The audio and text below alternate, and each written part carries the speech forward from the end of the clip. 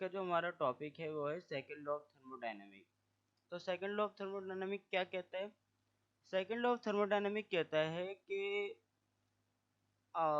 इसके स्टेटमेंट मुख्तलिफ स्टेटमेंट हैं, जिसमें से दो स्टेटमेंट जो आपके कोर्स में है उसको हम देख लेते हैं कि कैल्विन स्टेटमेंट क्या कहता है। कैल्विन स्टेटमेंट कहता है कि आप ऐसा कोई इंजन बना नहीं सकते जो कि वर्क करे एक साइक्लिक प्रोसेस में और सारी हीट एनर्जी को कन्वर्ट कर दे वर्क में।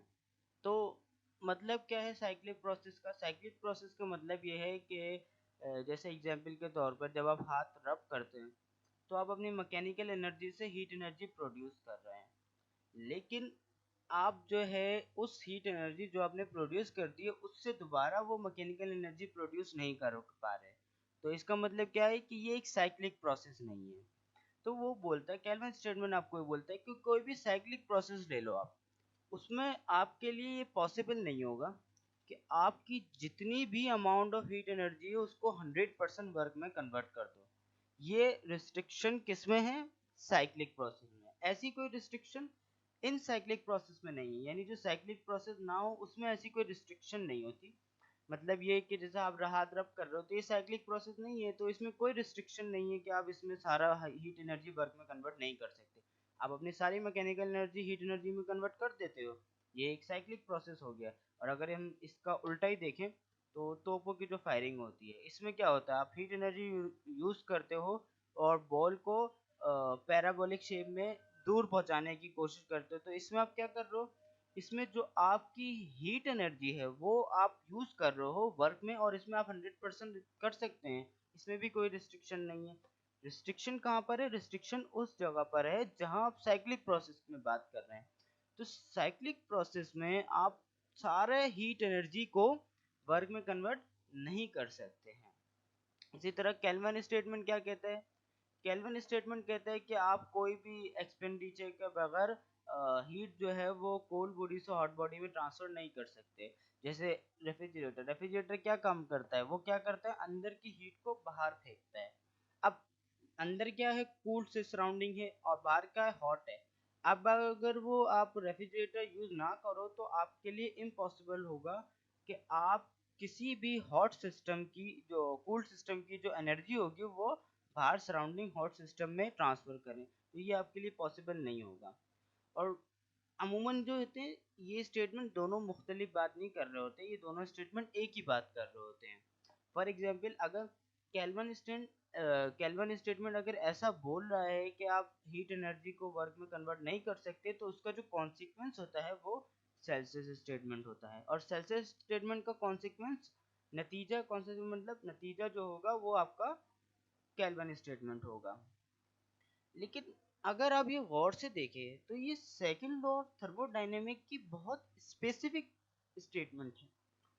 साइंस में जान किन चीजों से आती है? साइंस में जान जनरल स्टेटमेंट से आती है। जैसे फर्स्ट लॉ ऑफ थर्मोडायनेमिक है, जैसे न्यूटन सेकंड लॉ है।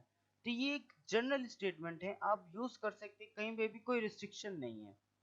अब तो बेसिकली जो सेकंड लॉ ऑफ थर्मोडायनेमिक की ये एक बहुत स्पेसिफिक डेफिनेशन के पॉइंट ऑफ व्यू से यूज होती है।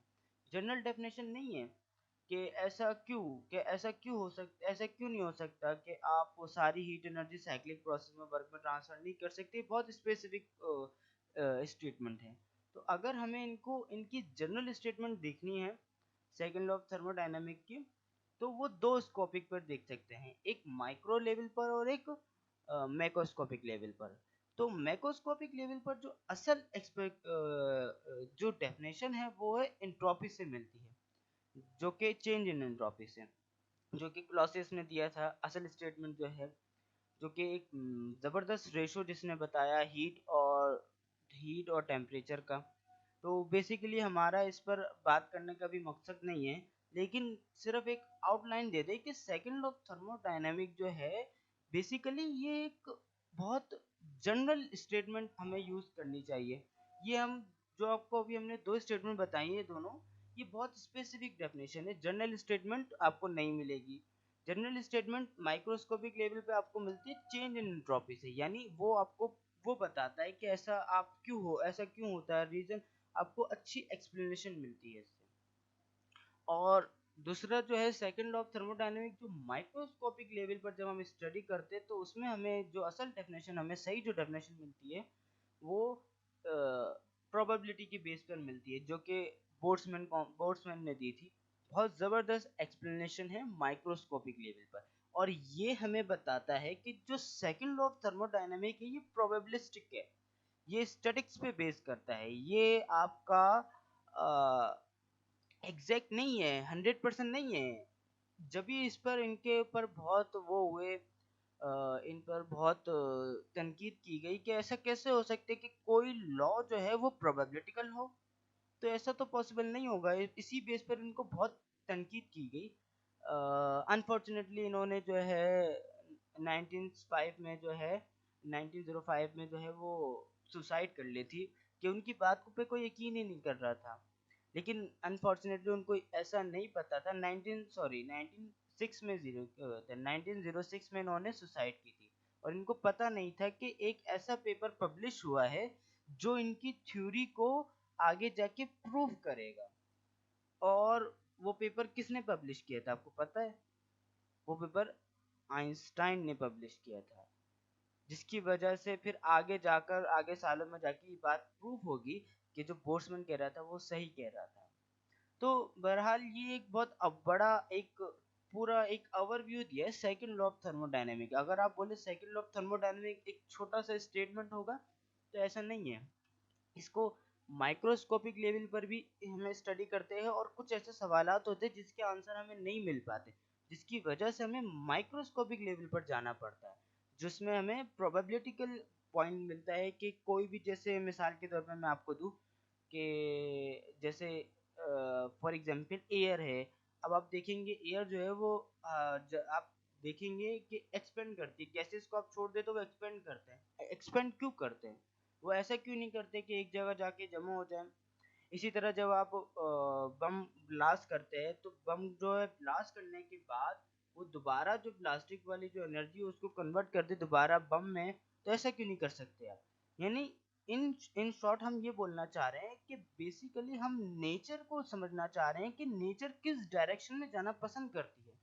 तो सेकंड लॉ हमें बताता है, यही बताता है कि नेचर किस डायरेक्शन में जाना पसंद करती है। माइक्रोस्कोपिक लेवल में हमें आंसर मिल जाता है कि नेचर किस डायरेक्शन में जाना पसंद करती है। बेसिकली मैं इन पर इन फ्यूचर में कभी जब डिटेल में वीडियो बनाऊंगा, तो बेसिकली मुझे इस सेकंड लॉ ऑफ थर्मोडायनामिक के लिए माइक्रोस्कोपिक लेवल पर और मैक्रोस्कोपिक लेवल पर, और माइक्रोस्कोपिक लेवल में दोनों में 20-20 मिनट की वीडियो चाहिए और ऑडियो चाहिए होंगी इनको एक्सप्लेन करने के लिए। लेकिन अभी जो है मैं बस एक आपको ओवरव्यू दे सकता हूँ कि ये बेसिकली माइक्रोस्कोपिक लेवल पर जाते हैं और मैक्रोस्कोपिक लेवल जाते हैं, तो हमें क्या डेफिनेशन जो है मिलती है सेकंड लॉ ऑफ थर्मोडायनामिक की।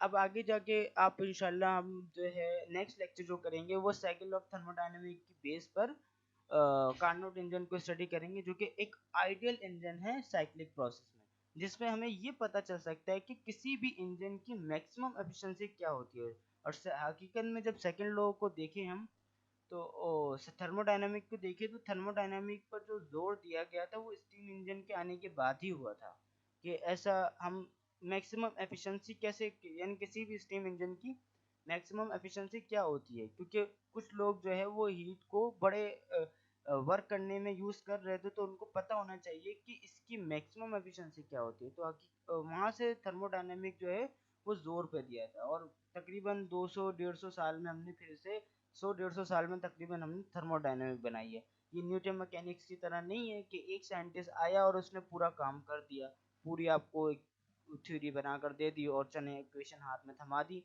और बोला इनको यूज करते रहो। ये वो नहीं है।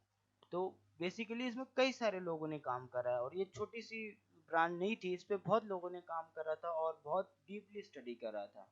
तो बहरहाल हम आगे की वीडियो में इस पे डिटेल में बात करेंगे कभी, कि माइक्रोस्कोपिक और मैक्रोस्कोपिक में थर्मोडायनेमिक कहता क्या है, जो कि जनरल स्टेटमेंट है। ये इनकी तरह स्पेसिफिक डेफिनेशन नहीं होगी, वो एक जनरल डेफिनेशन होगी, और उसमें कई सारे आपके कॉन्सेप्ट भी क्लियर होंगे।